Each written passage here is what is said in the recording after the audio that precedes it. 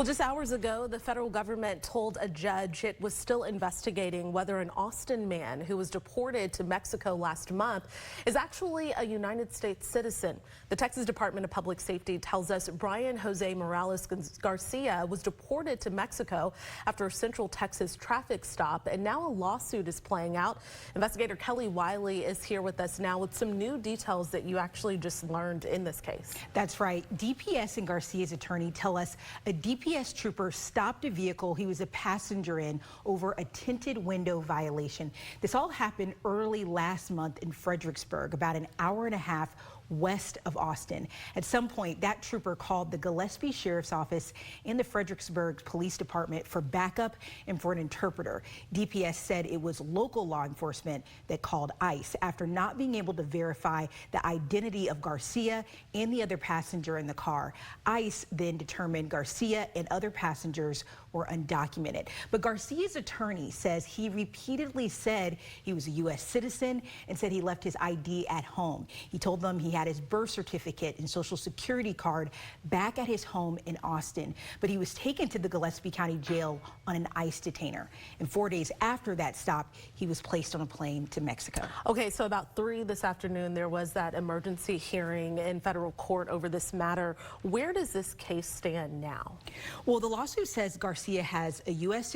social security card, a birth certificate from Colorado, along with a baptismal record from there. One of the first things the judge asked was whether there was still any dispute over Garcia's citizenship. And the federal government said through a preliminary investigation, it found a birth record in Mexico with a different birth date that was off by about a month. And for that reason, the federal government said it wants at least 30 more days to investigate. In the lawsuit, his attorneys accuse a federal immigration officer of coercing Garcia into admitting he was a foreign national by threatening criminal prosecution and imprisonment. That also came up during the hearing today as a reason to continue investigating.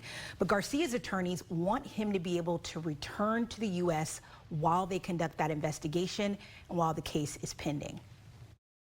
My biggest worry about this case is the precedent that is being set about what happened to Brian as a U.S. citizen who was a passenger in a car, committed no crime, was detained, threatened, and deported to another country.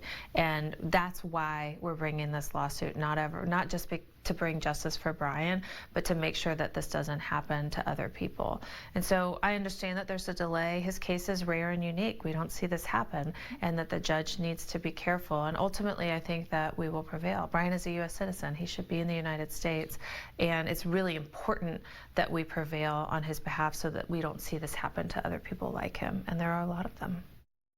All right, so what happens next? Well, the hearing was kind of left open-ended. The federal government requested additional copies of birth records that Garcia's attorneys said they had. And I also want to make clear, Garcia's attorneys say that it's not uncommon for there to be a birth record in Mexico and in the U.S. for children that are dual citizens, and they did point that out. But this was left open-ended.